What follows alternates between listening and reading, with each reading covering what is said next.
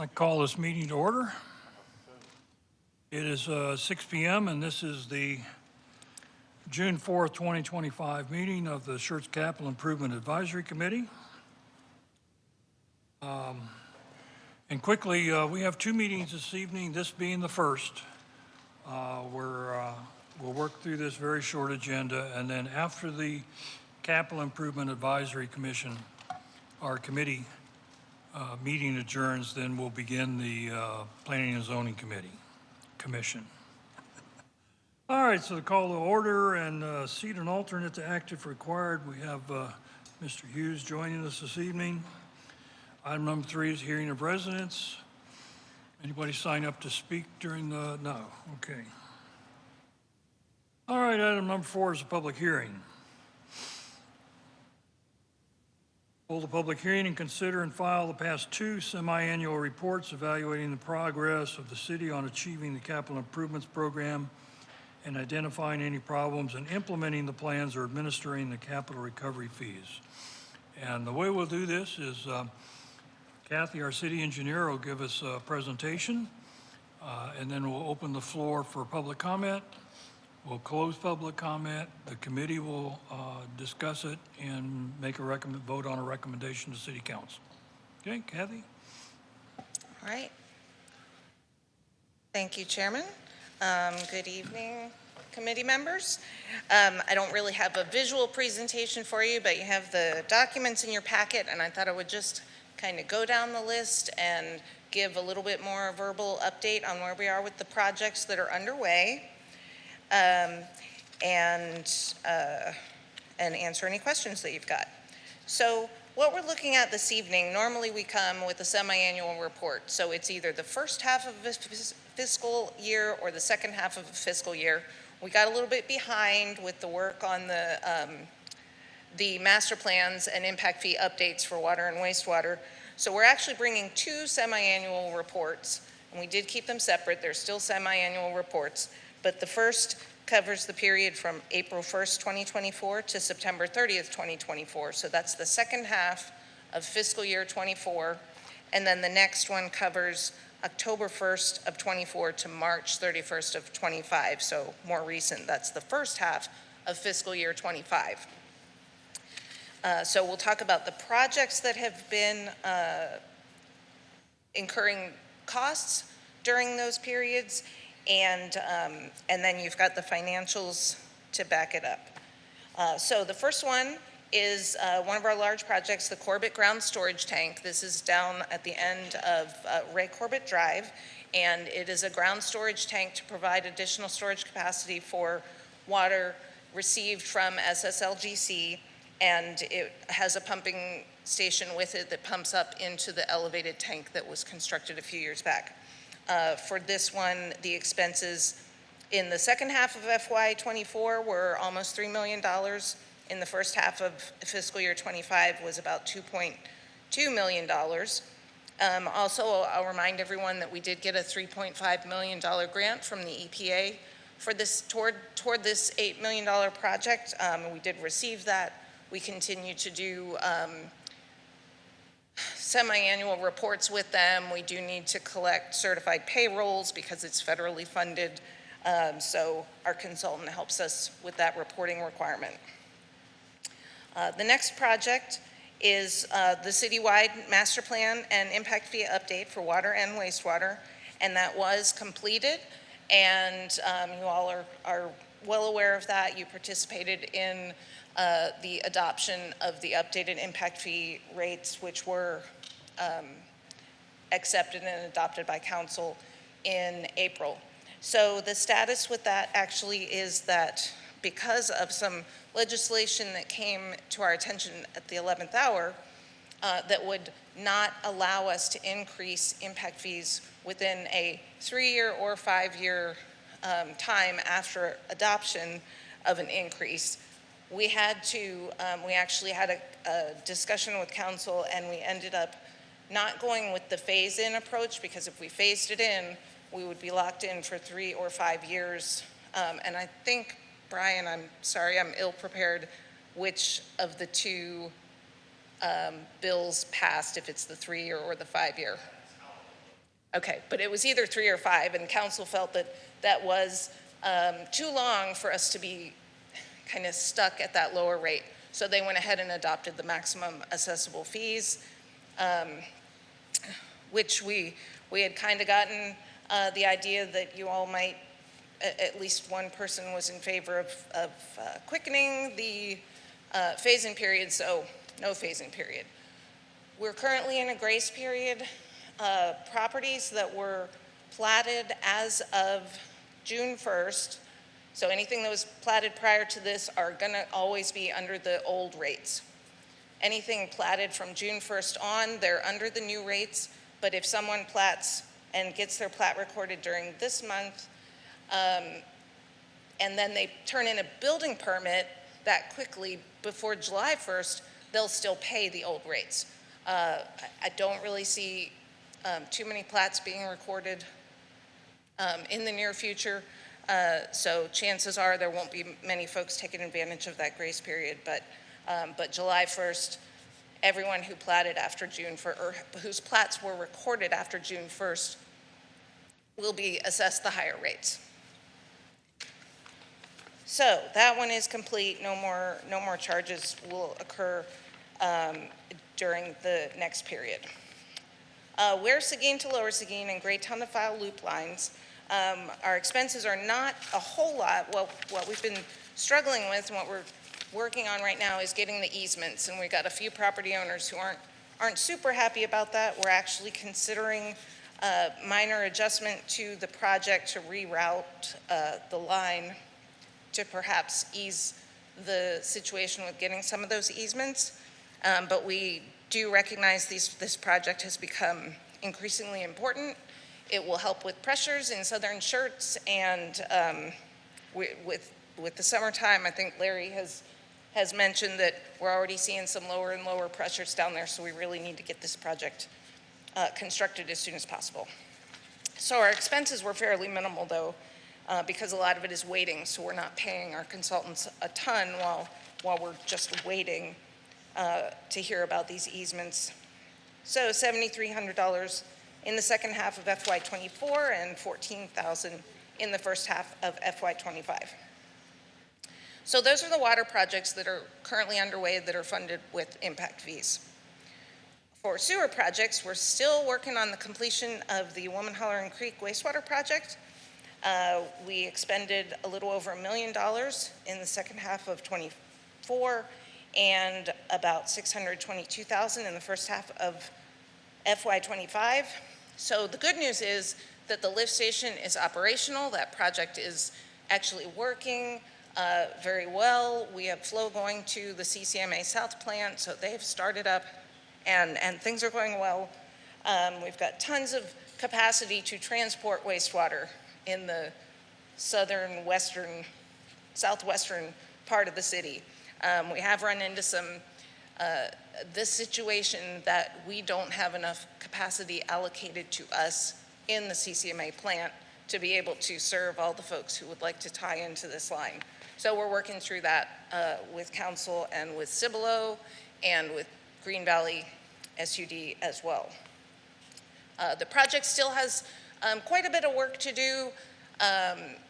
There were new fences put along the route of the project. It's about 5 miles long, and we had some issues with the fences, so sounds like a little thing, fences, but 5 miles worth of fencing is quite a bit. The contractor's working on shoring that up, and there's still some demo work to be done at the old Sedona lift station and some tidy up work at the new Woman-Hollering lift station that is along I-10. I already reported on the citywide wastewater and water master plan, same report for each. And the other project is a big project that we're just starting, the Cibolo West wastewater trunk main. So it's similar to the Woman-Hollering trunk main.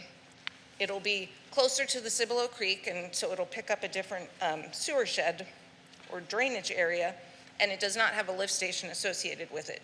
But we are working on a route study to identify the appropriate route so that we can get queued up for design and to start acquiring easements for that line. And that is a joint project that we're doing with Green Valley SUD. because they have some CCN in the area also. So we're collaborating on the projects. So we don't have to duplicate infrastructure, and so far we're working very well together. So we just started the project. First half of FY25, we expended $28,000.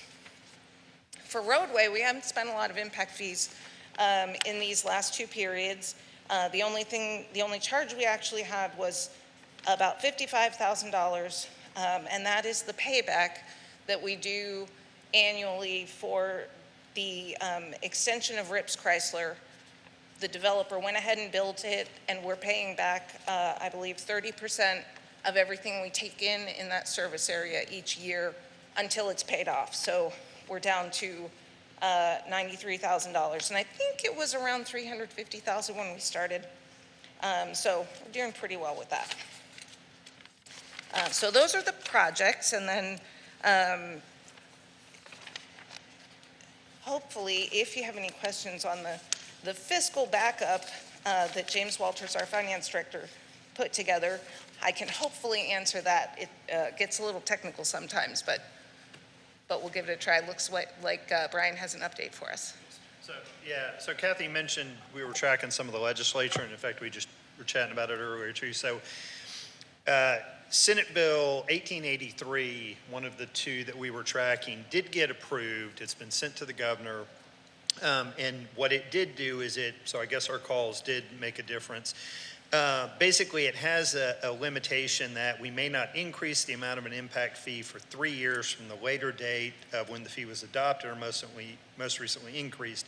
But then goes on to say, nothing in the section prohibits a political subdivision from implementing an impact fee collection schedule that allows less than the maximum adopted impact fee to be collected or phased in up to the maximum adopted impact fee for a period not to exceed 10 years. So we had told council we would go back to them if a provision like that got in. So we'll see if it gets signed by the governor. I assume they'll want feedback from CIAC. The other bit of news, just as I was chatting with Commissioner Outlaw, though, is that the current state law says we may appoint P&Z to the CIAC with a rep from the real estate and ETJ. That has changed in this as well, and the new provision says not less than 50% of the membership of the advisory committee must be representatives of the real estate, development, or building industries who are not employees or officials of the political subdivision or governmental entity. And then again, we still have to have a rep from the ETJ if we charge in the ETJ. So if this gets signed by the governor, then we'll have to make some adjustments to kind of our makeup of CIAC. So that's the update on that. Thank you, Brian. So we'll come back with a report on that if and when it's signed by the governor to sort of confirm all of this, and then also request if you have a recommendation to council to go back and reevaluate that phase-in process. So I did also, this isn't really part of the presentation. I want to give you a chance to ask questions, but I'm just going to let you know that I brought a copy of our memo that we do monthly for council that gives an update on all the city's major projects. And so the projects that I talked about are in here. And I want to kind of just remind everyone that it does get done. It's available if you look at the agendas for city council. It's at the bottom of the first agenda of the month, usually around the holidays. Sometimes it gets bumped to the second or third meeting, but if there's a third meeting. But you can find it there regularly. And so we give a little bit more detail about what's going on in the projects. And so you can see we do have quite a few more projects other than just the ones that we talk about here. We only talk here about the ones that are funded by impact fees, otherwise known as capital recovery. So I'll hand this out, but first, if you have any questions. All right, thank you, Kathy. A little bit different approach this month. Excuse me, all. This is a public hearing. So it is 6:14. And I'll open the floor for public comment. If anyone would like to address the committee on capital improvement reports as given by our city engineer? No one? Nobody? Sure. All right, it is 6:15 and public input portion is closed, and I'll start with a question. Probably two questions. Do we need to treat these reports separately? And are we going to recommend acceptance, or in other words, do we need a motion for each one to send it to council? Can we do them as a package? You can do them as a package. Okay. Yeah. I would say if there's an issue with one of them, then we probably want to split them apart, recommend approval of one and not the other. If there's no issue with either, you could recommend that council accept All right, thank you. both. All right. Anybody have any questions or comments? Gonna let Kathy off easy this time? No? John, go ahead. I just have one thing. When do they anticipate the governor signing the bill? Is there a date?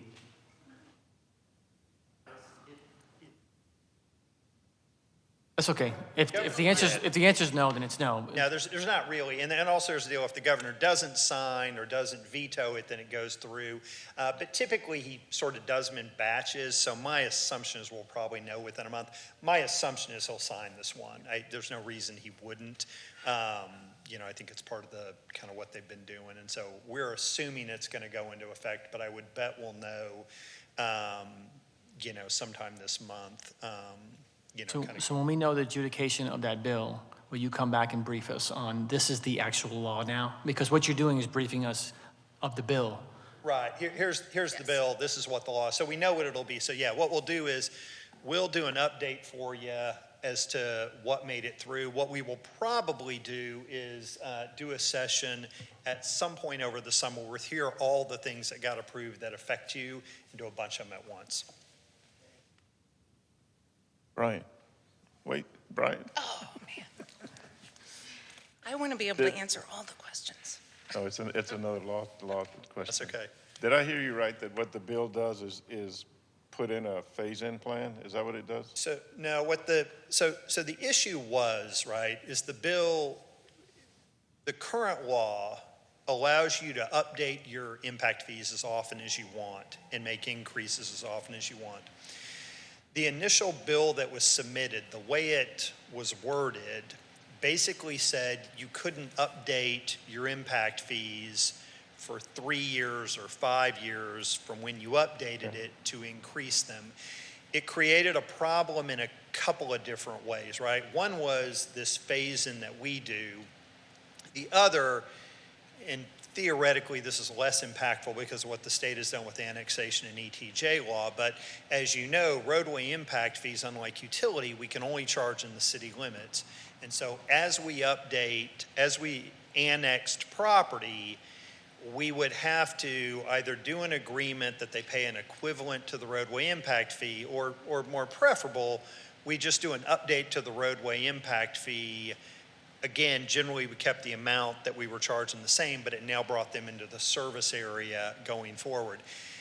We'll have to, again, that's less problematic because we're not likely to annex much property anytime going forward because of other changes. But those were the two things that when I called Betancourt's office and staff person and said, hey, it's got some issues with us, but the one I really emphasized was we do this phase-in. We had proposed this 3-year phase-in, but if the way the bill is written, we're going to just go up to the max because we can't.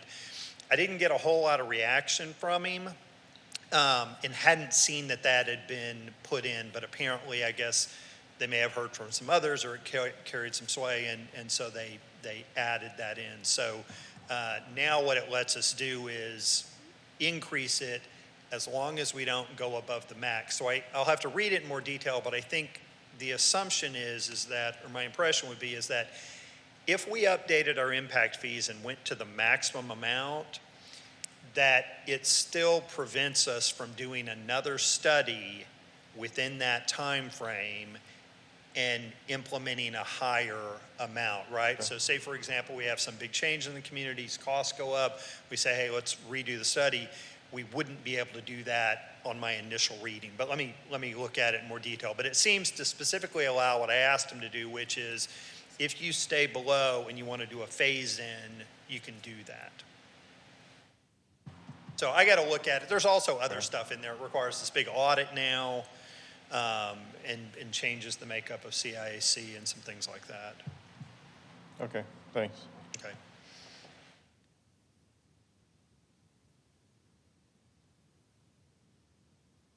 Yeah, it sounds like based on what you read to us or what you thought is we establish a maximum and we can't exceed that maximum for 5 years or whatever, but it's going to allow us to take more than 1 year to get to that maximum. So what I think it does, you may remember when we do these updates, right, and we're coming into roadway, is that when you do this study, you know, of here's our infrastructure network that is necessitated to be built by new development, and here's what the estimated cost of that is, then we do the study based on how much growth we have and how much demand it puts, and we come up with that maximum assessable impact fee. That what I think it means is you can't redo your study to go over that, and you would have to redo your study to increase from that amount. So I think their frustration at the legislature was hearing from folks saying two things. Cities do these studies and we all kind of know and plan for it, but then they come back in real quick and do another one and catch us off guard, and then it goes up and we want a period of certainty as to how much we would pay, right? The other thing they've done is greater notice requirements. Basically that, hey, cities sneak this stuff through and we don't know about it, and so there's increased notice requirements. Instead of 60 days, it's 120 days, and this, that, and the other. But again, we'll send the bill out when we got it with the summary, kind of going for it. All right, thank you. Anyone else? Can I have a motion recommending City Council accept both these reports as submitted by staff?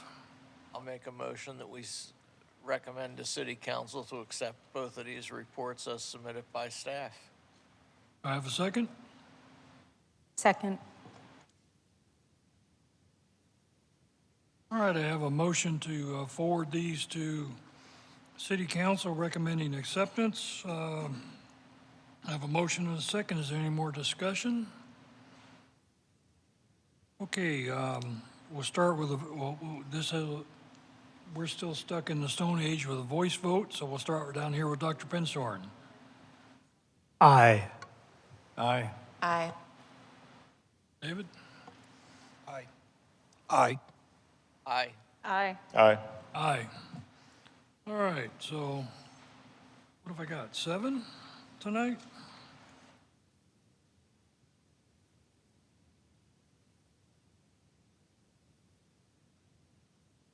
There are 8?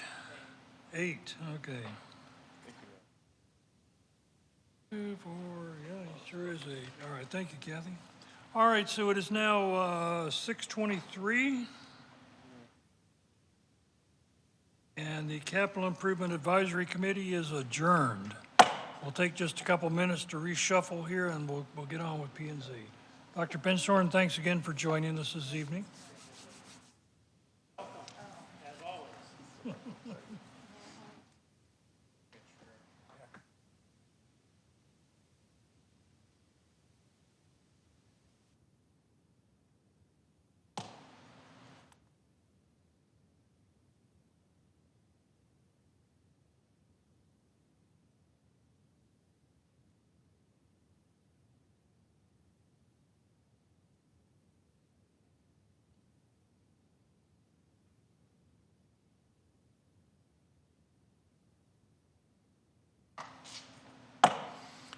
All right, it is 6:24 p.m. and call this meeting to order. This is the June 4th, 2025 regular meeting of the Schertz Planning and Zoning Commission. Turn the page here. Item number 2 is to seat an alternate, and Mr. Hughes is still with us. We just moved him down this end to accommodate our electronic voting system. Item number 3 is hearing of residents. Did anybody sign up? Okay, can I have that roster?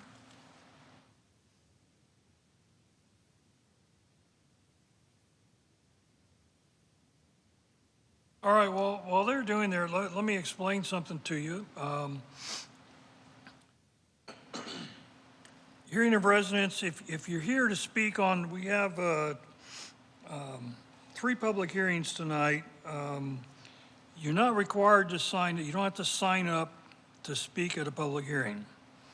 If you did, if you're on the hearing of residents roster, you kind of have an option. You have a couple. You can speak now for 3 minutes, and again at the public hearing, or you can, it's your option, you can just wait and speak at the public hearing after you hear the presentations. It's totally up to you.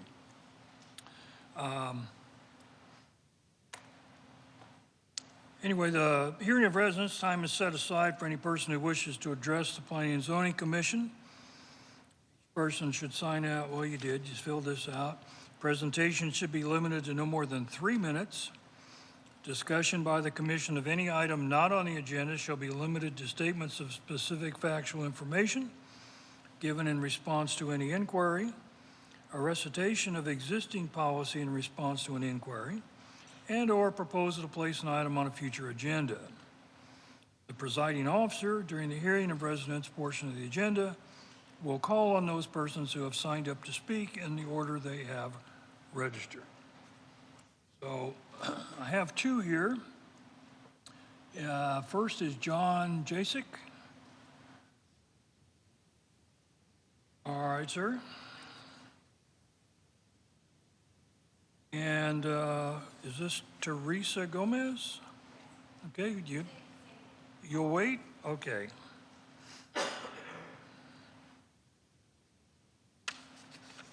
All righty.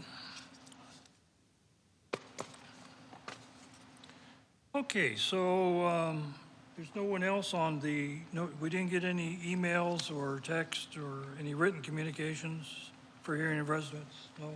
Okay. All right, item number 4 is our consent agenda. There's a single item on that agenda, and that is the minutes for the May 7th, 2025 regular meeting. There are no, there's no discussion on the consent agenda, so commissioners, do we need to, does that item need to be pulled for discussion? Okay, in that fact, can I have a motion to approve the consent agenda? Make a motion to approve the consent agenda. Second. Okay, I have a motion to approve from Commissioner McMaster, a second from Commissioner Carbone, correct? Yes, sir. There's no discussion, so commissioners, if you please record your vote.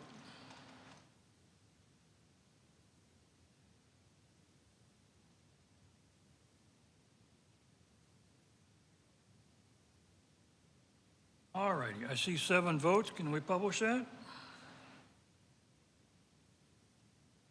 We have 7 ayes, none opposed. That motion passes. Item number 5 is public hearings. As I said earlier, we have 3. Planning and Zoning Commission will hold a public hearing related to zone change requests and replats within this agenda. The public hearing will be open to receive a report from staff, the applicant, the adjoining property owners affected by the applicant's request, and any other interested persons. Upon completion, the public hearing will be closed. The commission will discuss and consider the application and may request additional information from staff or the applicant if required. After deliberation, the commission is asked to consider and act upon the following requests and make a recommendation to the City Council if necessary. So once again, real quick, we'll start each one with a presentation by staff. If the applicant is present and wishes to make a presentation, we'll give them that opportunity, and then I will open the floor for public comment. After public comment, we'll close the input, and open the topic up for discussion by the commission. And the final result will be a recommendation from this body to City Council. It's only a recommendation. City Council has final approval on zoning requests. All right, item 5A, PLZC 2025-0105, hold a public hearing and make a recommendation on a request to rezone approximately 19 acres of land from single-family residential / agricultural district, RA, to middle-density residential district, R5, known as Guadalupe County Property Identification Number 68302 and 68303, also known as 19018 Old Wiederstein Road, City of Schertz, Guadalupe County, Texas. Good evening, Commissioners. PLZC 2025-0105, a zone change request to Middle Density Residential R5, Daisy Marquez Planner. Here's the subject property outlined in green. It is located along Wiederstein Road. Again, it is approximately 19 acres. It's located in Guadalupe County, and it is an existing residential use. So the applicant is proposing to rezone the subject property to R5, also known as the Middle Density Residential District, to be developed into multi-family style senior housing with a proposed density of 7.65 dwelling units per acre. And just as a background, R5 is one of our straight zoning districts, and it accommodates up to 12 dwelling units per acre for development of this size. This zoning district does allow for attached or detached residential dwelling units, and the multifamily site design requirements in Article 9 will be applied to the site, and 10% of the total platted area must be used as common usable open space. So on May 23rd, we sent out 19 public hearing notices. We received 3 in opposition and 4 in favor, and a sign was posted on the property along Wiederstein.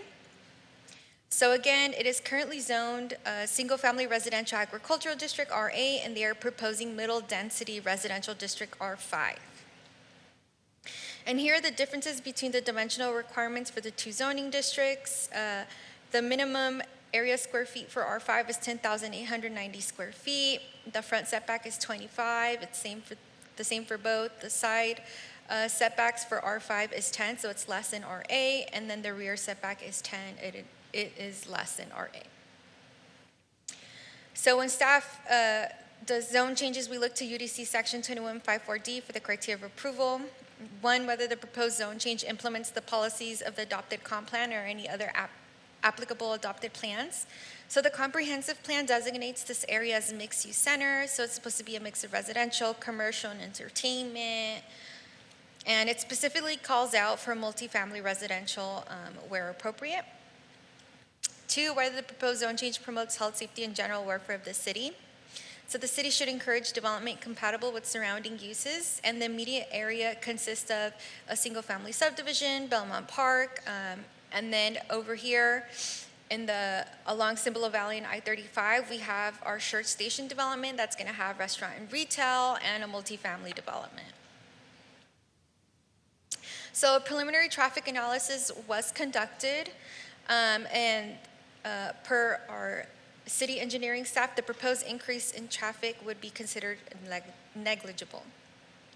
3, whether the uses permitted by the proposed change will be consistent and appropriate with existing uses in the immediate area. So again, the immediate area is open space, rural residences, single-family subdivisions, and a large mixed-use development in the area.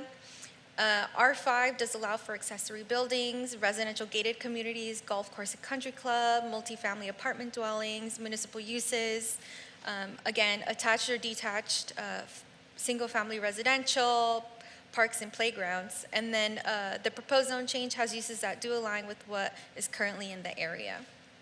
So 4, whether other factors are deemed relevant and important in the consideration of this amendment. So we did notify Schertz, Fire, EMS, and Police, and they have not provided any objections. And SCUC ISD was also notified of the zone change request, and this scheduled public hearing provides the opportunity to introduce additional considerations that you may have.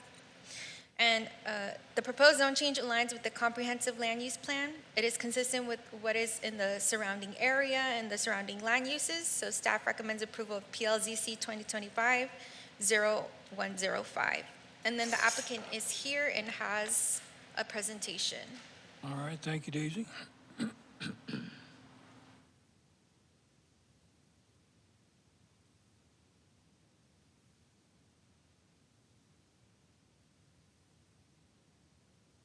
Good evening, Commissioners. Patrick Christensen, 315 East Commerce, Suite 304. Nice to see you again.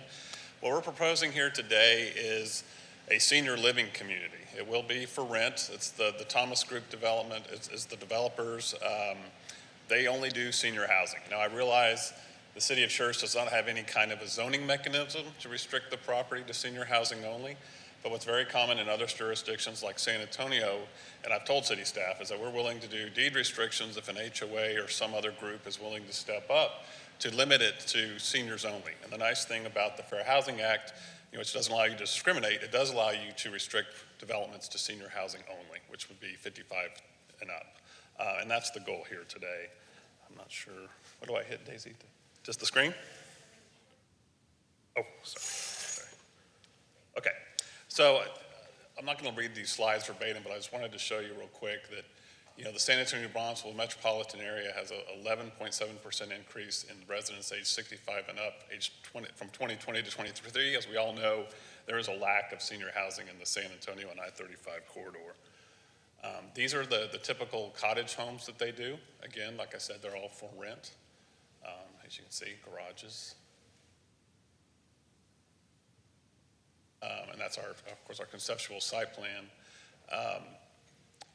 Staff kind of went over everything that you would need to hear, but I think it's important to know, like I said, that we're trying to do senior housing here. We're willing to restrict that if that's necessary. There will be a thoroughfare on the western side of the property. We're going to have to dedicate right away when we plat the property on both Old Wiederstein Road, so I'm sure you know needs to be widened. And we will have to, of course, dedicate right away for the roadway that goes north and south, and we'll have to build half of it to serve our development. Happy to answer any questions you have. I have the engineer here. I know staff's recommending approval, and we would welcome your support as well. Thank you. All right, thank you, sir. Okay. All right, this is a public hearing. It is 6:37. And I will, the floor is now open for public comment. Anyone wishing to address the commission on this issue is welcome to step forward. All right, when you get to the podium, if we could have your name and address for the record, and then please try to keep your comments to 3 minutes, but I have some discretion, okay? Okay, sounds good. I'm John Jasic. My address is 1901.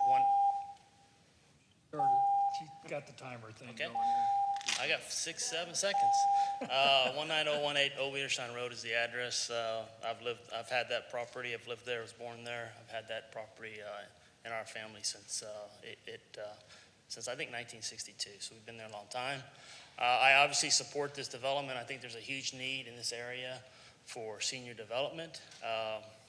When my father passed not that long ago, his wife ended up moving out of the house that's on that property for a senior development community. Unfortunately, she couldn't find one around here, so she ended up having to go to New Braunfels for that opportunity. So again, it does strike home to me that there is a significant need for senior housing development. I think it fits the acreage. We talked about the traffic, minimal suggestion because it's a different time frame for when the senior development folks will be getting out, and it won't impact the school and the work community. So I think it's the right fit. I think we're ready to develop it, and we would like your support for doing it going forward. So that's, again, I'm in support. I think it's needed, and I thank you for your time. Thank you, sir.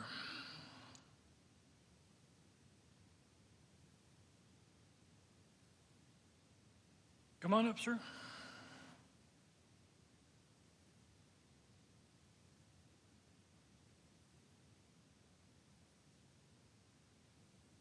Hello, my name is Mark Tudyk. I live at 18940 Old Wiederstein Road. And I would like to address the committee and say that Mr. Jasic, that parcel of land that y'all are considering rezoning may have been in his family, but he does not live there. And that rezoning of that property has been attempted, I believe, at least twice before, and has failed twice before, because it has no support from the surrounding residents of the area, the people who actually live there day in and day out.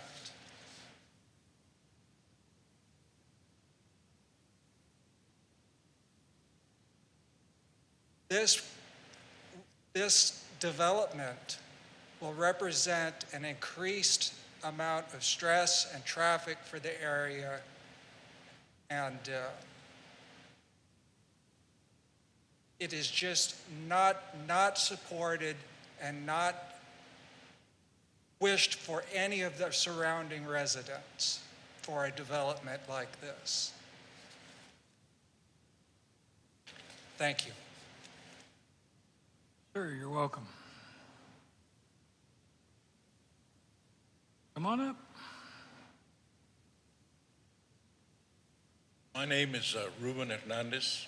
I live at 18967 Old Wiederstein Road, which is on the Cibolo side directly across from this property. My brother Gilbert Hernandez lives at 18975, but he couldn't be here tonight. We're both a strong no. I'm not worried about the traffic, the road not handling traffic. I'm worried about the crime. We've seen that. I, like the Tudiks, we've lived there over 30 years, and crime has just really skyrocketed. A month and a half ago, there was a shooting in progress. Schertz police responded. They blocked off the road, found shell casings. About a month ago, there was an accident because cars travel fast. Hit my brother's fence and then hit a tree, and that car had to be towed. We're both a strong no as the Tudiks, but my main concern is to put yourself in my shoes and our shoes. Along with this, it was also mentioning of widening of the road. At your house, would you be willing to give up 20 or 30 feet of your front yard? I've lived there many years, built the fence, taken care of the fence. I don't want to give an inch. I don't want to give an inch. And I don't think that area can handle much more than of a load than it has right now. Thank you.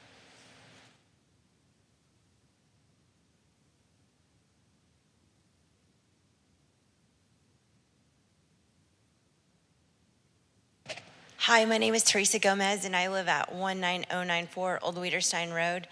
And this is Brandon. He's going to speak on my behalf. Yeah, so we've been there several years, and in the last year, we've had 2 accidents in our front yard. So while the traffic may be negligible, that road's already rough and can't handle anything extra. The mornings are chaos. Our trash cans are destroyed every other day, whether that's road not being wide enough or whatever the case may be. Just the safety of the children that walk up and down the street to school is a big concern for us. We have a business on the property that would be affected by this, with the fence line moving in closer. Having to shut off water supply to a salon puts us out of business for a substantial amount of time. So we would both be a no. Okay, thank you.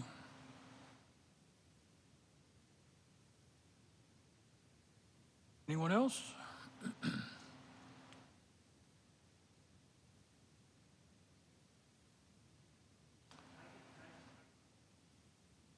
Yeah, I'll give you, you didn't use your full time. I'll give you another couple minutes. Come, no, not from back there. I need you to come up here so we make sure we hear you on the record. So on the record against John Jasic, I just want to clarify, we have We have filed for rezoning previously as part of a different project, a much larger project. This will be the only time we have filed for a rezoning permit for this, for just our acreage. It was part of a bigger deal earlier, and this will be the only time we will file for this 19-acre rezoning in our time. Thank you. Yeah.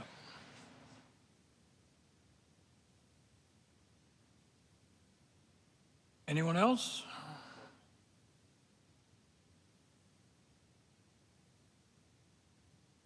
Okay, not seeing anyone. It is 6:45. And public input is closed. Commissioners, would anybody like to start? You want me to start? Yeah, go ahead.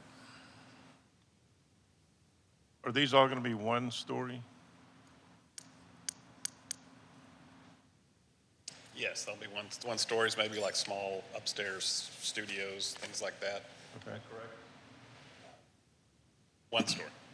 Okay. Okay, and repeat what you said about the roadway that you're going to be including. What? I don't remember what you said about the roadway improvements. Just mention the roadway again. So the western side of the property, if you want to come up and explain the roadway. You know, and again, one nice thing about a senior development is people aren't getting up to go to work at 8 o'clock in the morning. They're not taking kids to school. It's mostly going to the grocery store or going to church. But go ahead. And so to elaborate on that, to give kind of some context of what the current zoning is, our A half-acre lots, you could get approximately 37 units to that per this site. And one residential home generally is one, what we call peak hour trip in the morning, so 35 peak hour trips. This development you see in front of you is 36, the same. And the reason for that, again, as you know, if you're retired and you're 55, you're not waking up early in the morning to get on the roads when everybody else is and schools and stuff. So out of all development that we do, when it comes to traffic, senior development is by far the most favorable when it comes to putting traffic onto the street network, just because of that reason that typically retirees just don't drive as much, and they just don't hit the roads at peak hour times because they don't have jobs and don't have kids to drop off at school. So, and sorry, Commissioner, to answer your question, I don't know if I can mark on this, but what you see on the plan south there is the city's thoroughfare that was being worked out, and so that was going to be one half. It's a primary arterial.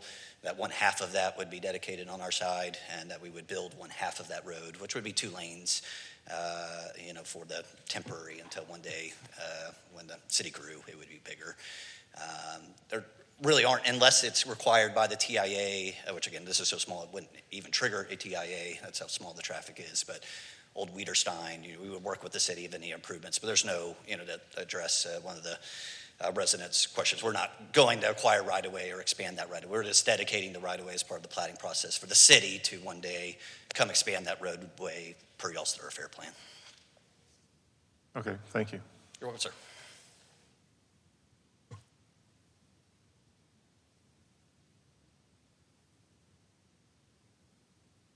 Okay, Daisy. The R5 allows up to 12 units per acre, you said? Yes, sir, correct. And this is 7 point something? 7.68. So it's, and what are the, where is Old Wiederstein Road on our master thoroughfare plan? What is it supposed to become? Does anybody know? And that's typically what, 2 lanes with a center? Okay. And is that, do we know where that might be in the master plan?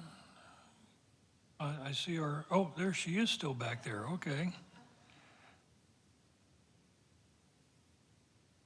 So it's a secondary arterial, which is actually two lanes in each direction with the center median, and both Old Wiederstein and the secondary arterial that would be along the western side of this property are that configuration. It's a 90-foot right-of-way. And there isn't really a time frame for when the expansion of Wiederstein is. It's included in the CIP, but it's a funding issue. All right, And so as we continue to get right-of-way, it gets closer and closer to. So there is actually we don't see it on any of the diagrams, but there is kind of a north-south connector running through here as well, huh? Okay. Can you put their conceptual plan back up? And while you're doing that, yes, we've seen this at least twice, but they were trying to rezone it for apartments, R4. And yes, a lot, I can't speak for city council. I think most of our concerns, well, my concern, let me just talk for me, because I can't really talk for these folks either, was an access issue. They were trying to bring it up Denot Lane from 35. It just wasn't going to work. So you're right. That has been turned down twice. This is a relatively new zoning district. This is only the second zone request, and this is the kind of project it's intended for. We're still looking at multifamily, but a lot less dense. We're not going to see the big 2 or 3 story apartment buildings. Okay, this is the kind of community that we had. I think that the city had in mind when they created the R5 district. I'm assuming, as I've seen in other, that this will not be, these buildings will not be individually platted. All right, as the retired fire marshal for the city, that gives me concern for building separation. Not so much for,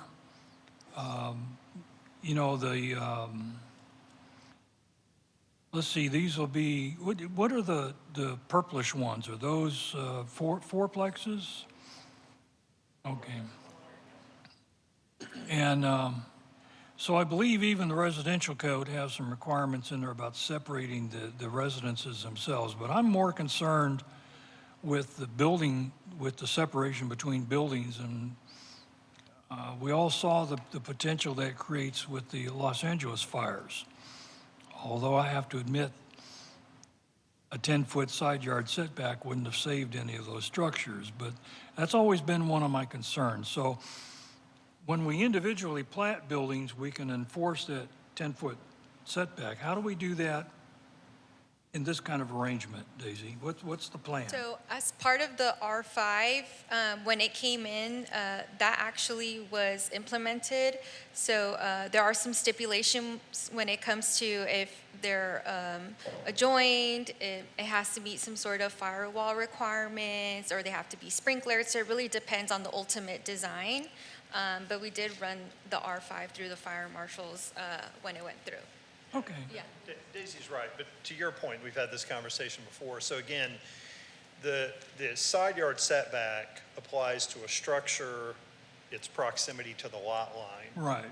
Does not apply internal within. Correct. So again, just so everybody out there understands, if they came in and platted these each unit as separate on lots, you'd have the greater setback. Yeah. Otherwise, you fall back to building code and fire code with regard to separation between that. And I would say this, if the commission has concern about the building code requirements, that would be the appropriate place to do it right, as opposed to a case by case. And so if the concern is that we allow apartment buildings too close to one another on the same lot, or townhomes, then to me, if I were P&Z, I would make a recommendation to council that with the update of the building code, which is going to happen this summer, that you guys weigh in and chime in with a local amendment to allow that, if we're allowed to do that per state law. Yeah, and it's certainly that's the way to do it, Brian. And I was kind of hoping maybe staff had already given some thought to this. And I'd have to go back and look, because the residential code only applies to 1 two-family dwellings. So anything over a duplex is subject to the standard building code, which then we get into building separation and things like that. So, and I only see, well, just the only duplexes I see are these two in pink and then a couple more in the back, so. And I would even argue that, you know, it really, if it's, the concern is fire, it should be done via the fire code, Right. really not per the building code. Okay. All right, thank you. Thank you, Brian. Anybody?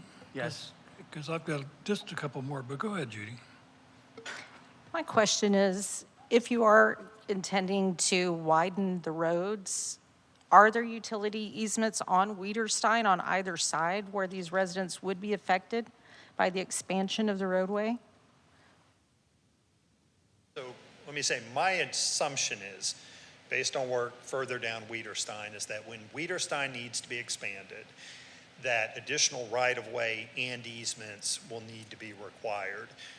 And let me say this, whether this project goes through or not, that is going to need to happen on Wiederstein because of the background growth in Schertz and Cibolo who use Wiederstein all the time. So I don't know definitively, but yeah, to be clear, yeah, my assumption is we're going to need more right-of-way.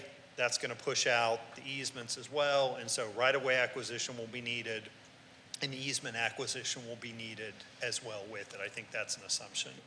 And those easements are already owned by the city, correct? The So- properties are surveyed with the easement that gives the city the permission to come in and use those utilities or do Well, something to so- that? So let me offer this up. Where you have an easement, easements are particular, they can be general utility easement, and thus any utility can go in, or they can be particular easement. So could be a water easement where only water has the right to be in there. And those easements allow what they allow based on the nature of the easement document. But to be clear, my assumption is that Wiederstein, the right-of-way, will need to expand out. What that means is then all the utilities that are in the way need to get pushed out as well. And certainly there's a process to go through for that to happen. But yeah, I think the residents' concerns are accurate. The expansion of Wiederstein is likely going to mean the city coming in and acquiring right-of-way and easements, and that I believe is accurate as well. I don't disagree with them. And that would be at the expense of the city, correct? Should they have to move, say, water lines or gas lines, whatever it is? So again, let me offer this up. There was legislation pending and I haven't gone through, right? So typically the way it works is if the utilities are in an easement, then whoever the entity is doing the road, the city, has to pay to relocate that utility into a new easement. So pay for the new easement, pay for the relocation. The way it currently is, though, is if those utilities are in the right-of-way, then the city doesn't have to pay for it. That utility has to pay to move. Again, there was legislation this session that basically said it doesn't matter even if there's no easement, that cost would fall to the taxpayers of the city who's expanding the road. Haven't seen where that one's gone. So I don't know what it'll end up being at the time, but again, I think the accurate statement is that, yep, when Wiederstein's expanded, right-of-way is going to be needed from property owners and additional easements are probably going to be needed from property owners. Don't know how much at this time and where we kind of navigate to get that in, but I would say that is going to happen whether or not this development happens or not. As Kathy said, it's on the CIP. There isn't funding yet, but we've got it slotted for 2028 to 33.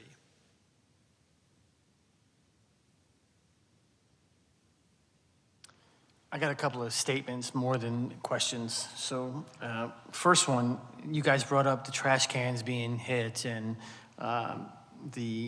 somebody's mailbox and a fence. And a lot of that can be mitigated with stop signs and speed bumps.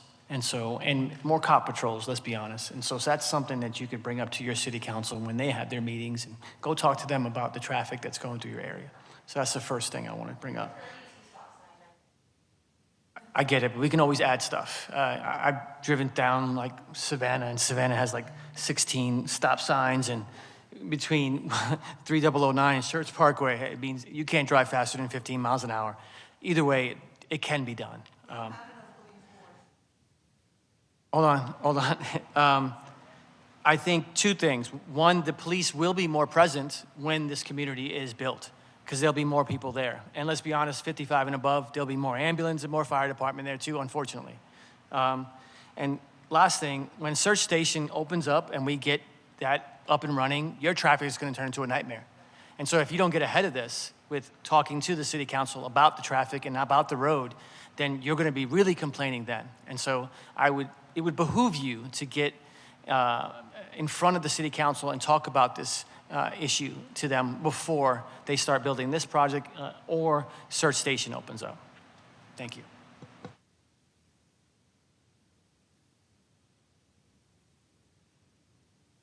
Okay. Well, I'll tell you one nice thing about Schertz Station is the extension of Rips Chrysler. So you'll be able to access that from Cibolo Valley Drive and return to Cibolo Valley Drive. So I'm not sure how much traffic that's going to put out here in Old Wiederstein. And, you know, I've never lived in a semi-rural environment like this where you folks are living. But I moved to Schertz in the summer of 1989. There were 10,000 people here. FM 3009 was a 2-lane road, 4-way stop sign at the interstate, yada, yada, yada, yada, yada, okay? And while I think just about anybody would look at this acreage and love to see it stay the way it is, reality is that's not going to happen. Something is going to be built here. That's the property owner's right, is to use his property. Part of what you're seeing, I think, out on Old Wiederstein is cut-through traffic, you know, given the nightmare that TxDOT has created out on 35. I drive it occasionally if I'm up in the Northcliffe area. Rather than trying to circulate back to down 35, I'll come back down Old Wiederstein to Cibolo Valley Drive. So I think that's where the traffic's coming from. And unfortunately, there's a lot of folks out there, I'll just call them, well, my father-in-law was a retired Navy chief. And he used to talk about people that had their head so far up their butt, they needed a glass belly to see where they were going. There's a lot of folks out there that just, they're oblivious to the rest of the world. It's just them. You've got kids running around in, you know, BMWs and Mercedes and Mustangs and cars I would love to have had as a teenager. And unfortunately, Old Wiederstein has not been developed to handle that kind. You know, if I'm correct, there's not even a center line down that road, is there? Let alone an improved shoulder. So again, getting back to reality, something is going to go here. And part of what we try to wrestle with up here is what's most appropriate. Certainly R4, nobody was in favor of putting in big apartment buildings on this property.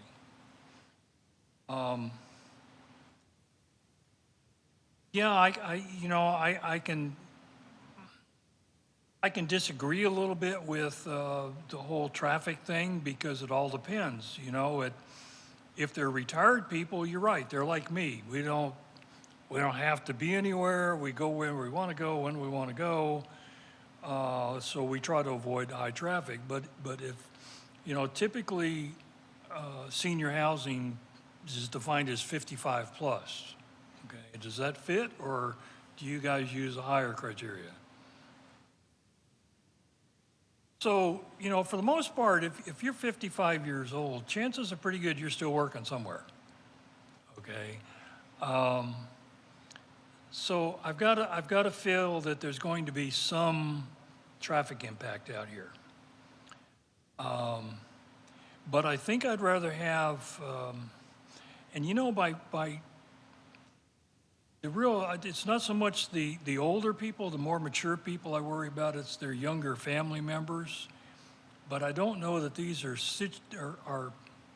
the way you're proposing it, that they're really suitable for families with teenagers and a bunch of cars and, you know.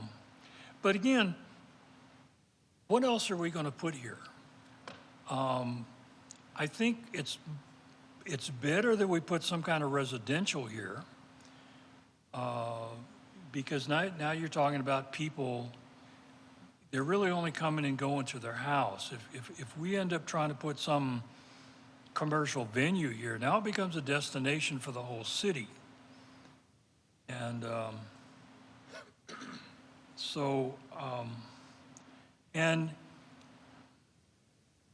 yeah, I mean, it's not that we don't hear you. No, I'm sorry. I mean, I'd be more than happy to talk to you after the meeting if you'd like to, but it's just, and this is not the, like, we've got an even more contentious one probably on the near horizon that I'm really not looking forward to.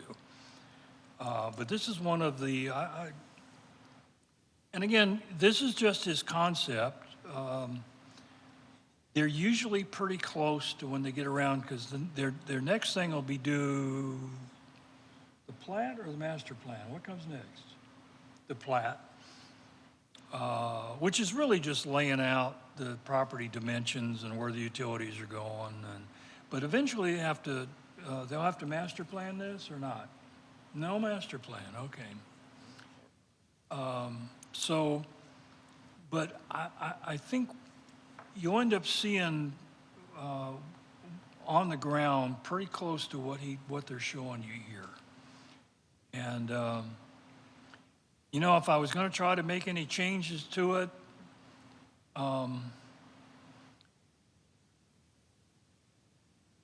let me ask the question, why the fourplexes there in the front? Is that, why did you decide to do that instead of, is there just not enough room to do the? Yeah, I mean, they look so much bigger. Is that what they are? They're bigger, more floor space? They're not two-story though, correct? No, sir, not two-story, just maybe a little bit more floor space. We thought it would be, you know, normal to put more density closer to the main thoroughfare versus the back. Kind of was the thought. Yeah, okay. All right. Anyone have anything else? Richard? Daisy, who owns Old Wiederstein? Is it all Schertz or is it shared? All Schertz. Can't convince Cibolo to buy half of it? Not likely, given how we funded Cibolo Valley Drive.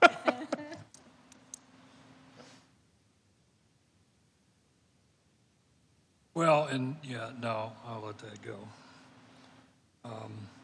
Yeah, so that begs the question of, is all the expansion going to be on our side? You know, no? No, it'll likely be on, Okay. it'll likely be on both sides, but vary as you move the length of it. Because they still owe us for building that subdivision and providing access to Old Wiederstein without asking. They still owe us for that, you know. So, all right, anybody, anything else? Okay, this is, this will be a recommendation to City Council. And we can recommend approval. We can recommend they deny it. We can recommend approval with conditions. No, sir, I'm sorry, no, sorry. You'll have another opportunity, but this will be on the City Council agenda, okay? And they're the ones that make the final decision. And they all will watch this video, the video of this meeting. So they will hear all your comments. They'll hear our discussion, they'll hear our questions, and then you'll have, just like here, that'll be a public hearing, and you'll have another opportunity to give them your input on top of what we've already done here tonight, okay? So, with that said, I need a motion to recommend, to recommend either approval or denial. I make a motion to approve PLZC 2025-0105. Second.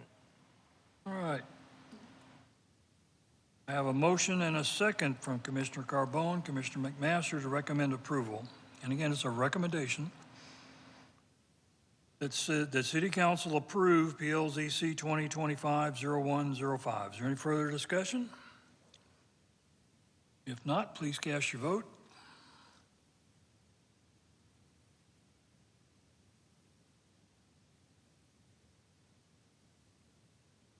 All right, I have 7 votes. Would you publish that, please?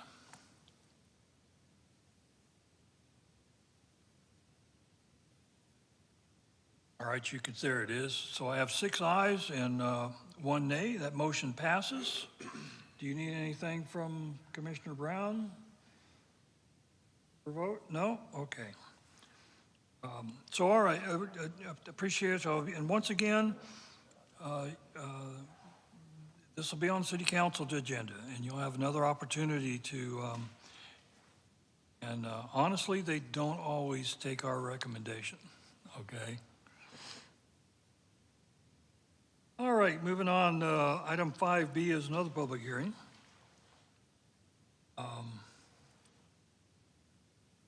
ELZC 2024-0315, hold a public hearing and make a recommendation on a request to rezone approximately 173 acres of land from agricultural district and single-family residential / agricultural district to single-family residential district R1, single-family residential district R2, and single-family residential district R6, known as Bear County Property Identification Number 310012, 309425, 309427, generally located 1,000 feet to the west of Cibolo Creek on Lower Seguin Road, City of Schertz, Bear County, Texas.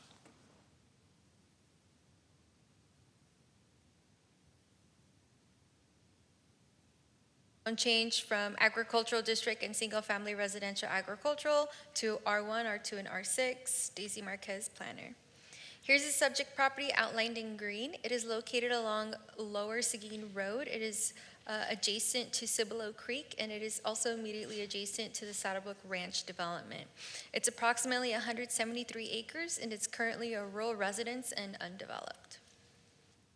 So the applicant is proposing to rezone 3 separate tracts with straight zoning for each. So 95 acres to single-family residential district R1, 51 acres to R2, and 27 acres to R6. And the purpose of this rezone is to develop a single-family subdivision with a mixture of housing types and lot sizes. So on May 23rd, 8 public hearing notices were sent out, and we received 1 in favor, and a sign was posted on the property along Lower Seguin. So again, the existing zoning is agricultural district and single-family residential agricultural district, and the applicant is proposing 3 separate zoning districts, R1, R2, and R6. And here are the different dimensional requirements for R1, R2, and R6. And again, one of the biggest differences is that lot width. So R1 is 80 by 120 lots, R2 are 70 by 120 lots, and R6 is 60 by 120. So UDC Section 2154D lists our criteria for approval for zone changes. 1, whether the proposed zoning change implements the policies of the adopted comp plan or any other applicable adopted plans. And the comprehensive plan designates this as complete neighborhood. This is meant for a mix of residential lot sizes with neighborhood commercial. And the applicant is proposing 3 different residential districts within the proposed development to provide different lot sizes and to provide that mix of residential that the comp plan is looking for. So 2, whether the proposed zoning change promotes the health, safety, and general welfare of the city. So the city should encourage development compatible with the surrounding uses, and there are several single-family subdivisions either in development or currently constructed along Lower Seguin. And as you can see here, we have Rhine Valley, that's 447 single-family residential units. We have Carmel Ranch, that's 131 lots. Saddlebrook Ranch, which is immediately adjacent to it, the acres under subject tonight, that's 633 residential lots. And then more recently, we have Monterey Meadows, which is approximately 174 lots. And then what was approved last night at council, ordinance 25S22, that was proposing R2 zoning, and it was approved last night. So two, a preliminary traffic analysis was conducted, and it will increase traffic on the city's transportation system, but our city engineers did come to the conclusion that the traffic can be successfully mitigated by street improvements that the developer will be required to construct. Three, whether other uses permitted by the proposed change will be consistent and appropriate with existing uses in the immediate area. So again, it's surrounded by single-family subdivisions that allow the same type of things, so single-family homes, parks, those types of things. Again, they're coming forward tonight with straight zoning, so the proposed zone change has uses that align with what is currently in the vicinity and what would be permitted in the same area. So four, whether other factors are deemed relevant and important in the consideration of the amendment. So fire, EMS, and police were notified of the zone change and did not provide any objections. And SCUC-ISD was also notified of the zone change request, and this public hearing does provide the opportunity to introduce additional considerations. So the proposed zone change does align with the comp plan. It's consistent with what is in the surrounding area, land uses, and zoning and dimensional requirements. So staff recommends approval of PLZC 2024-0315. And the applicant is here if you have any specific questions for them.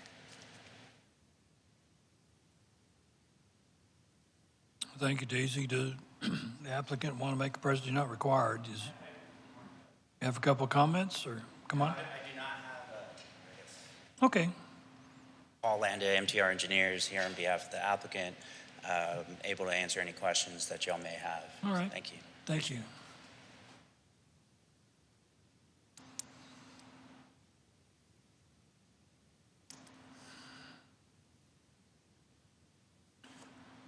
All right, item 5B is a public hearing. It is 9:17 p.m. and the floor is open for public comment. Anyone wishing to address the commission is welcome to step forward.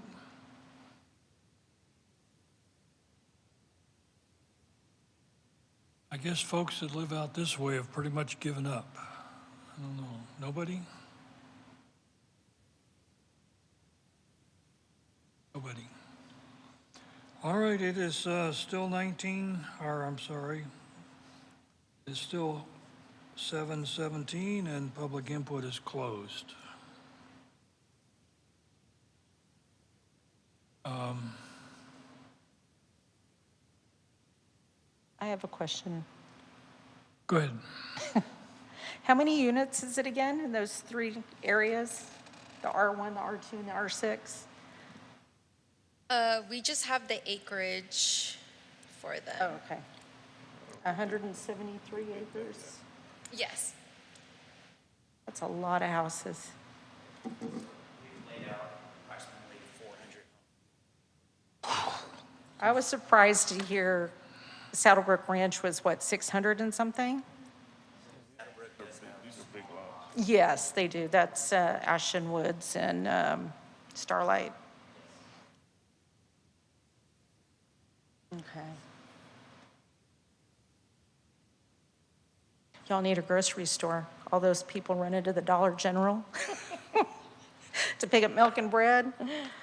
Need to build something down there. Did you have something showing the individual zoning?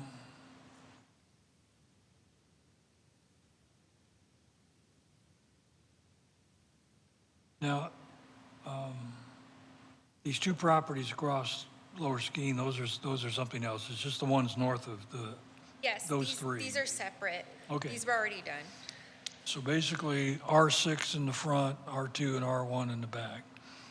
Yes, sir. And I guess PDDs are dead. We haven't seen one in a long time. Yeah, we don't know for sure. We know the most they can do on an R6 is 30 acres. 30 acres, and Yeah. what they're proposing is just under 30. So, you know, I was just talking to everybody about reality, and unfortunately, this is reality.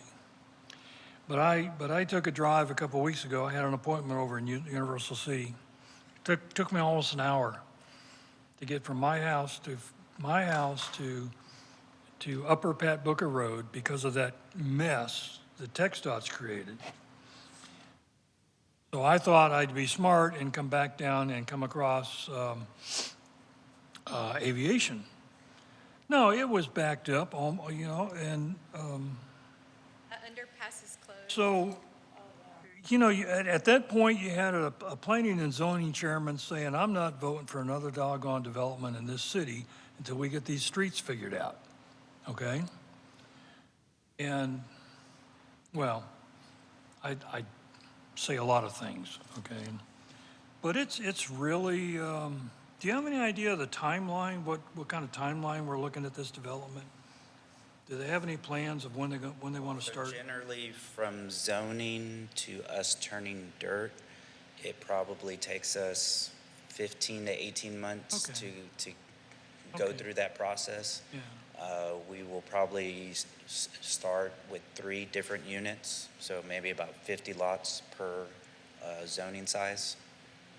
So, and then from there, maybe a year and a half for the next ones.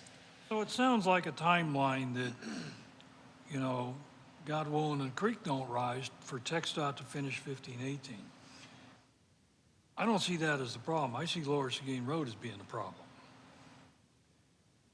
I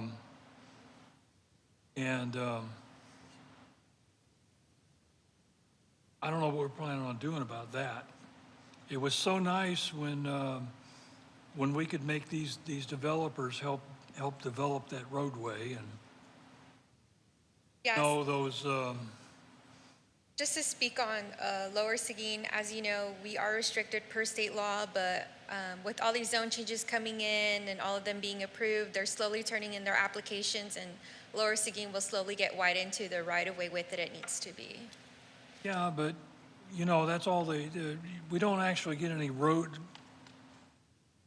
construction out of the developers like we used to many years ago.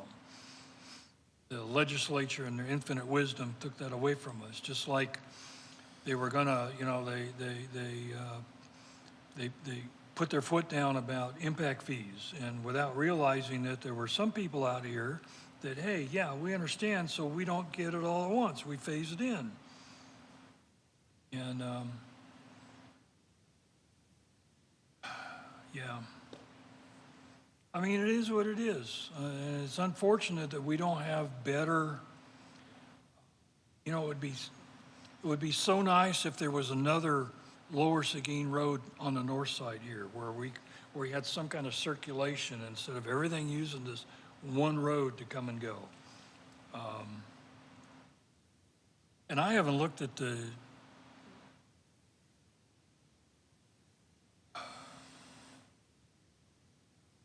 future road plan. What do we call that? I haven't looked at it in a long time. I know what we all call the 3009 extension runs, that runs through here somewhere, doesn't it? So Redbud Canyon goes through Saddlebrook Ranch, and that's that's part of the MTP. Yeah, okay. So eventually, maybe one of these days, yeah. And you know, the reason I feel the way I do is as I drive, my son lives up in Georgetown, and I drive Travis and Williamson counties a lot. And you see the roadways being built out there in the middle of nowhere. There's nothing, but yet here's this 4-lane center median, gorgeous roadway built. And we don't do that around here. They have more money up there. If we had about 10 Dell We're not computers, Georgetown. we could do it, but we don't have 10 Dell It's all about computers. cash. That's all that it's about. Yeah, no, I understand. It is what it is, and I'm very sensitive to property taxes since mine have been frozen for several years now. I certainly don't want to do anything there, but just,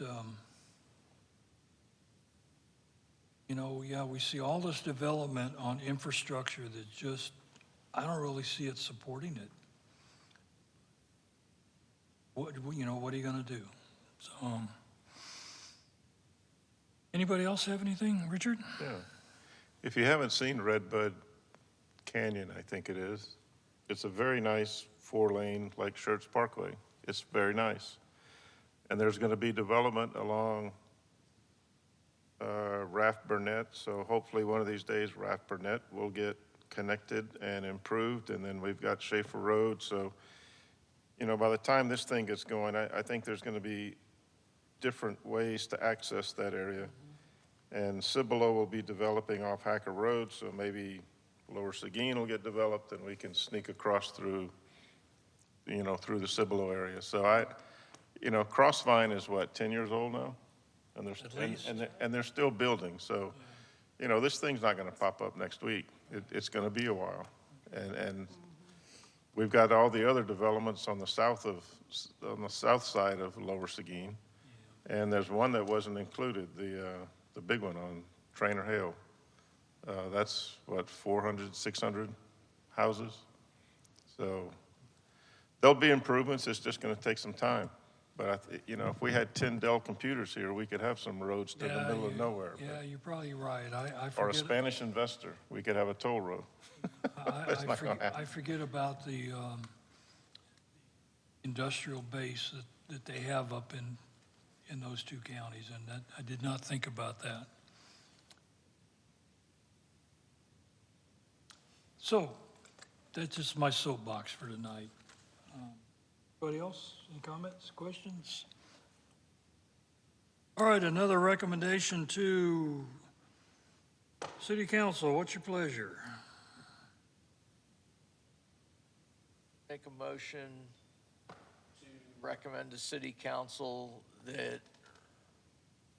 PLZ 2024, whatever, 0315 be approved. Second. John again? Okay. All right, I have a motion and a second from Commissioner McMaster and Commissioner Carbone to recommend approval of PLZC 2024-0315. Any further discussion? Hearing none? Well, you guys are 2 steps ahead of me again. Record your vote, please. All right, I see 7 votes. Can we publish that?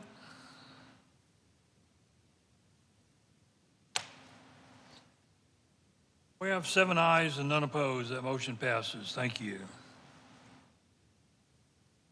All right, third and final public hearing, PL UDC 2025-0123.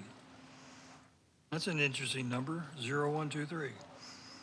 Conduct a public hearing, workshop, and discussion, and possible action to make a recommendation on amendments to Part 3 of the Schertz Code of Ordinance, Unified Development Code, to Article 8, Section 21.8.9, outdoor display and storage. Daisy?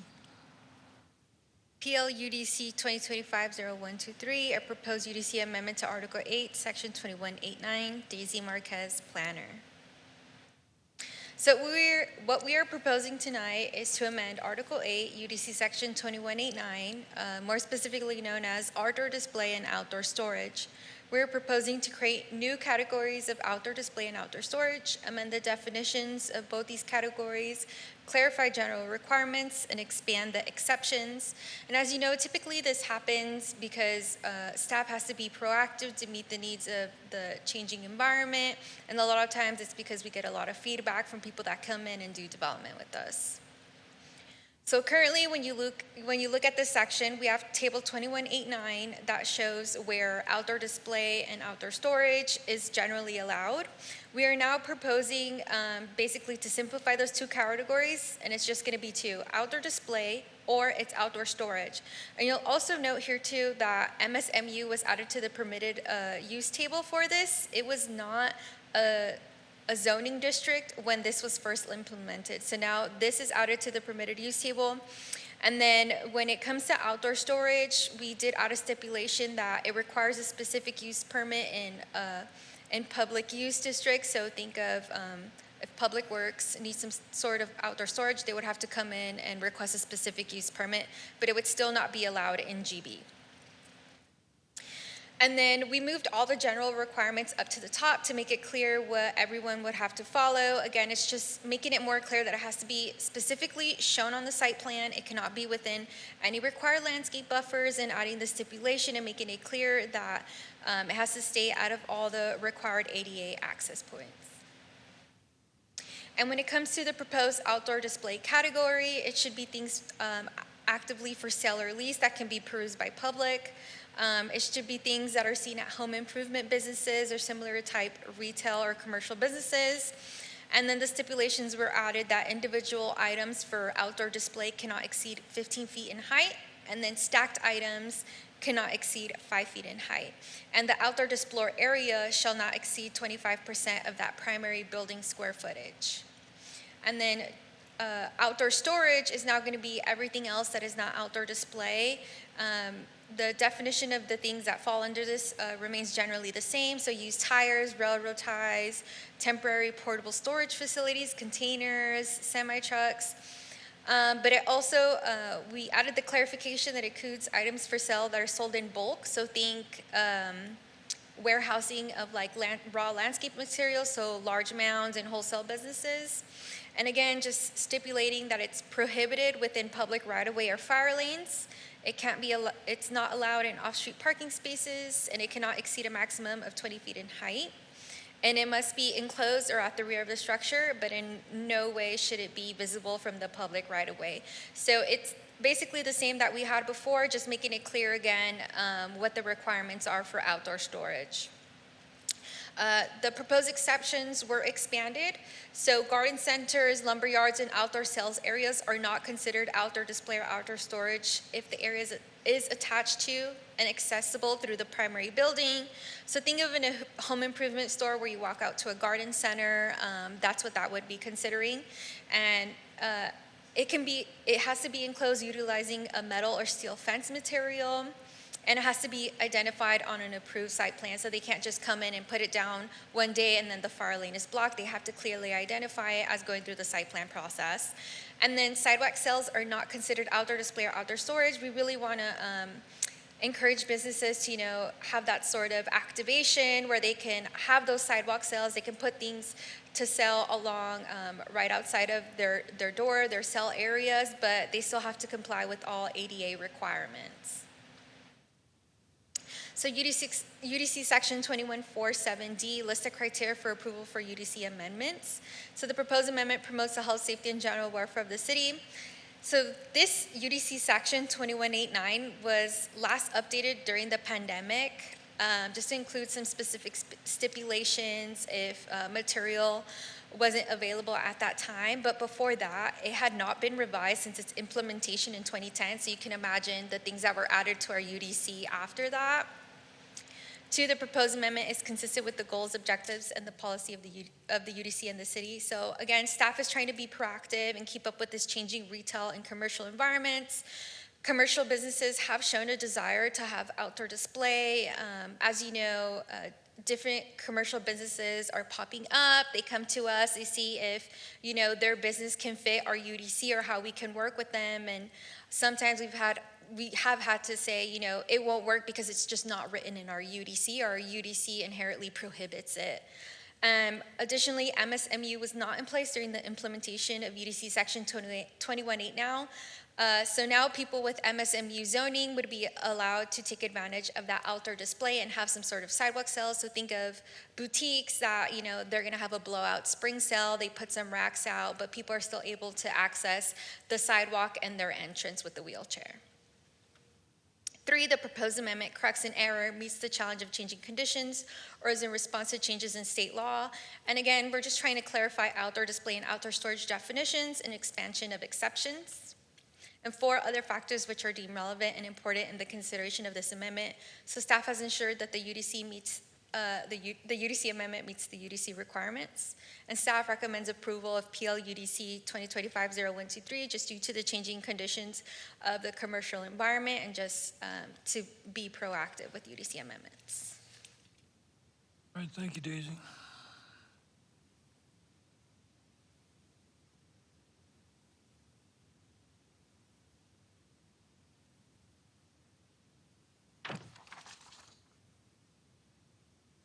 This is a public hearing. It is 7:35. I will open the floor for public comment. Anyone wishing to address the commission on this topic is welcome to step forward.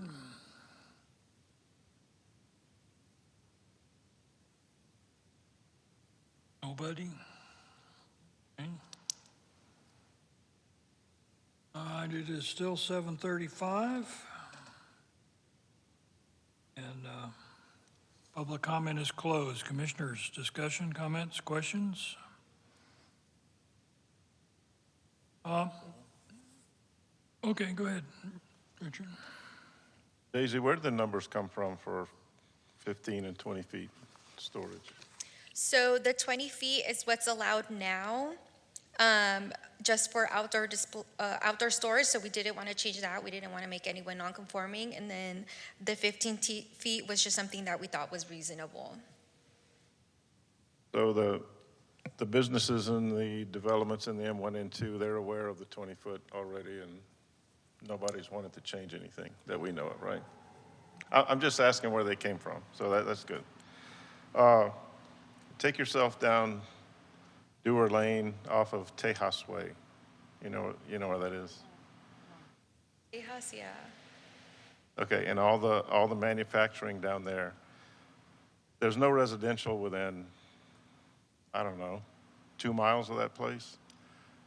Why do we care so much about how high they stack stuff out there? Is it for aesthetics, or is it for safety, or why do we put 20 feet on it? More of a mix of both, but we also don't want to make anyone non-conforming. I think one of the biggest examples of this is the mobile mini off of I-35. Our max is 20 feet, and they're exceeding that right now. So it's just kind of the standard we had, and we just haven't changed it.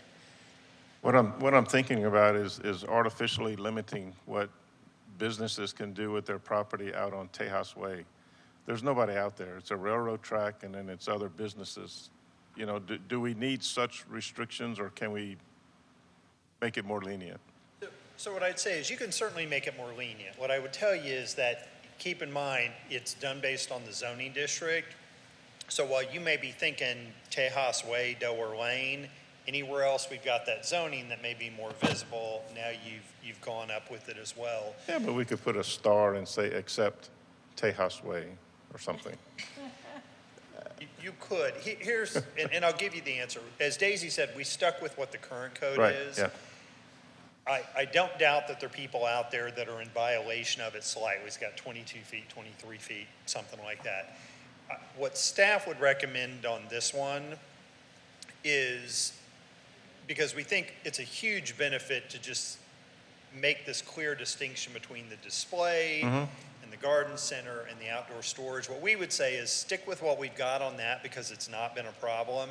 And that's something we can always come back to, right? If we find we've got an issue, we can come back and we can revisit it. But I think from a staff perspective, we haven't thought about it enough to say, is that increased standard really appropriate everywhere else? The other, which you'd get into, and certainly Chairperson Nowell can chime in, is that you have these certain, again, fire kind of issues associated with it.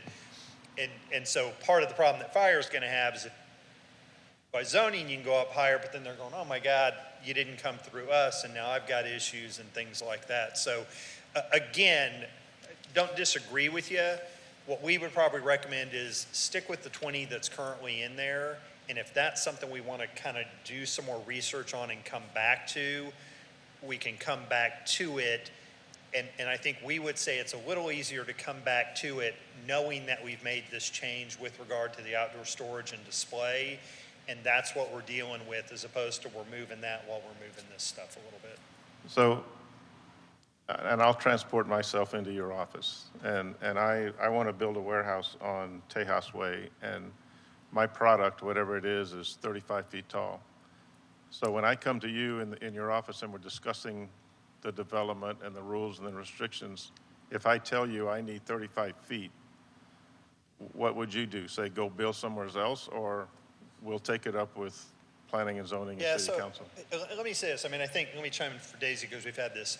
So like you have cranes and things like that are more than 20 feet tall that they store out there. I don't know that staff is going to say I think the intent is you're not stacking stuff more than 20 feet tall, right? Remember when we had the GE facility with the liquefied natural gas things, and they had those out there in the yard? Those were probably more than 20 feet tall, I would think. But we didn't consider it a violation of the code because the thing inherently was above 20 feet tall, if that makes sense. I think, and we can clarify that you can't stack more than 20 feet tall if you want, which is really the intent. If you've got these things, you're going to stack them on one another, you can't go up more than 20 feet. And all that means is you just need more area. But we can, if the recommendation coming out of P&Z is clarify that the height limit involves stacking of things as opposed to the equipment itself is inherently taller than that, I don't think we've ever enforced on that. Okay. Does that make sense? And I think that covers what you're thinking about. It does, because what if the product I make is 25 feet tall, a big air conditioner? Yeah, I don't think we've ever enforced on that. I think my initial reaction is that isn't what we're thinking about. So what we can do. So we're thinking about stacking like outside of Lowe's or Walmart. Yep. Those. Okay. Or even industrial, right? If you've got product and you want to stack, that's fine. But we've always had this cap of 20 feet. I think most people generally comply with it, and it works. But yeah, if you've got a piece of equipment that's taller, we can clarify that that's not the intent.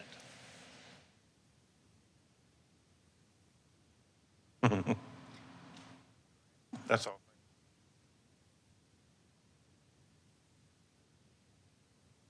Anybody else?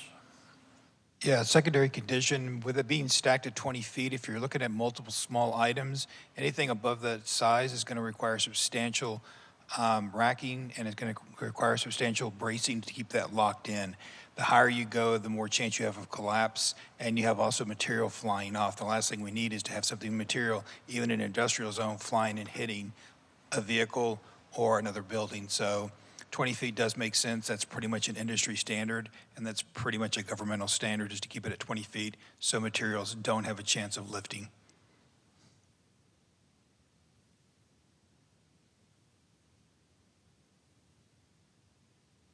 Anybody else?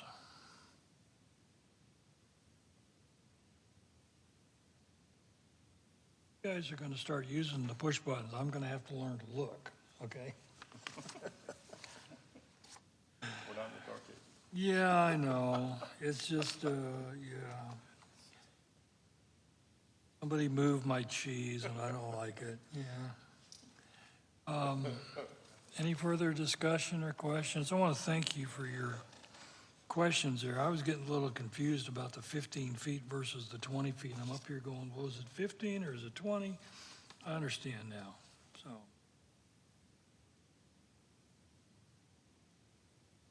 All right, if no one else has any questions or comments, we're, go ahead. Well, let me ask for clarification. So you would recommend clarifying 20 feet of stacked height?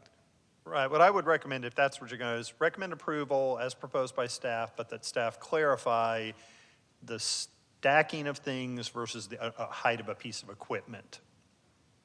We'll come up with some language for it.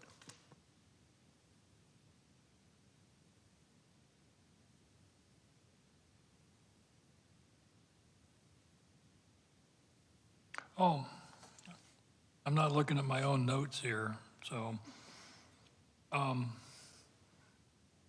The special use permit exception for public works, why just public works? Why are we treating ourselves differently than everybody else? Yeah, I know, Brian. So we have public works, essentially yards all over. And if you think about it, it's adjacent to different types of zoning districts. So we still want to give you all the opportunity to make a decision, but yeah, public So use. it's a public use, not public work, so it's not, oh, Larry left. It's Doesn't just care. Larry.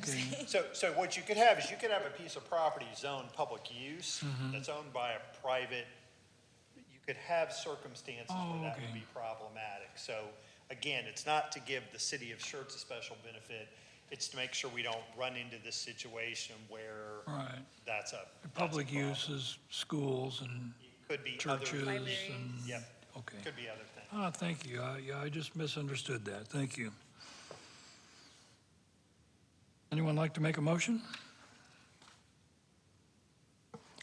I'll make a motion to approve PLUDC 20250123 with the conditions clarifying the 20-foot stacking versus 20-foot piece of equipment. Does that sound good, Brian? Second. All right, I have a motion. I have a motion and a second to recommend approval of PLUDC 2025-0123 with clarification of the 20-foot height limit. Any further discussion or questions? There you go, and I'm getting further and further behind. Please record your vote.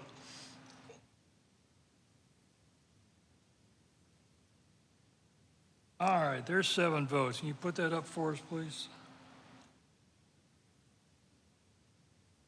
We have 7 ayes and none opposed. That motion passes. Thank you all. Item number 6, request and announcement. 6A, request by commissioners to place items on a future planning and zoning agenda. Anybody? Nothing? Item 6B, announcements by commissioners. Anybody? Commissioner Bro? Are you going to talk about it? Okay. All right. Item C, announcements by city staff. Go ahead. So I'm sad to announce that this is Commissioner Bro's last P&Z meeting. His term ends June 30th. He started as an alternate on the commission in 2010 and became a full member on December 14, 2011. And as he has mentioned before many times, he got on this commission to be more involved in his community. Thank you so much for spending so many years with us and late nights. It is definitely not easy. And with that, thank you so much for your 15 years of service and dedication to the city of Schertz.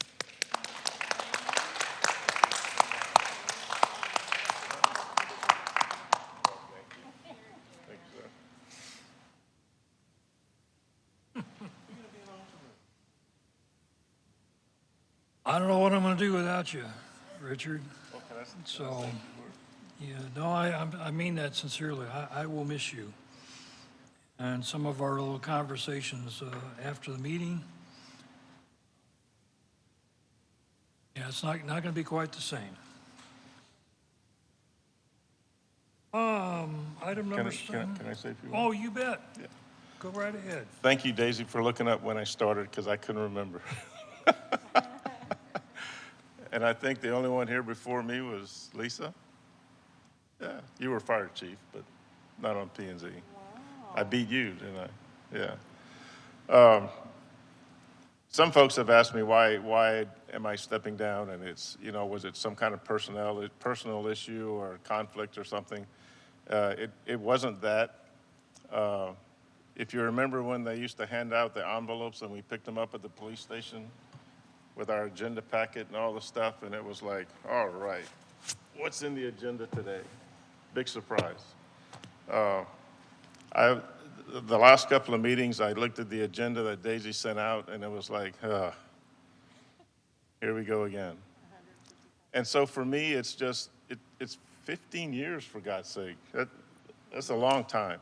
And I think I just needed a break. There's nothing to do with people or people in the audience yelling and screaming at us. I really could care less about yelling and screaming. So it's not even that. It's just time. And some of you know I'm busy with the water and the wastewater, and that's going full speed ahead, and it's not going to stop. So I'll still be involved. And I'm not moving, so I'll still be in Schertz in my house just up the hill. I'm not going to an Army retirement community or anything like that. So I'm going to stay involved. I'm going to keep my nose in what's going on in planning and zoning in the city. So I'm not going away. I just need a break from, doing what we do here. Thank you to my fellow commissioners. You guys are all great. You guys are just like I did. We're learning. You learn every day, every meeting, every week you learn. I would encourage you to keep learning and keep studying and learn what we're doing, because it's important. And thanks for being a part of the community and wanting to make change. So keep it up, and I hope you guys stay, maybe not 15 years, but stick around and continue your service. And to city staff, I think you guys have a great team going on. We've gone through a lot of people in planning and zoning and the rest of the city. I think the team you have now is good. It's strong. It's young. You guys have good energy. You run good meetings, and continue to do the good work. And thanks for the support that I've had all these years. Lisa, Brian, thanks. You too. Where's Emily? Huh? Emily's not. Yeah, she had it. And Sam. Yeah, Richard. Thanks, Sam. Thank you for those comments. All right, item number 7, information is available in your packet as to our current projects and their status with City Council. Lisa, you have a couple minutes I can speak with you after the meeting? Can I say something real quick? Well, I went right past the announcements. I know, but Okay. I saw there's a deadline to register for the conference coming up or something, and no one brought that up, so. I got an email, there's a deadline for that coming up, right? Or did it pass? Yeah, I'm just reminding everybody, that's all.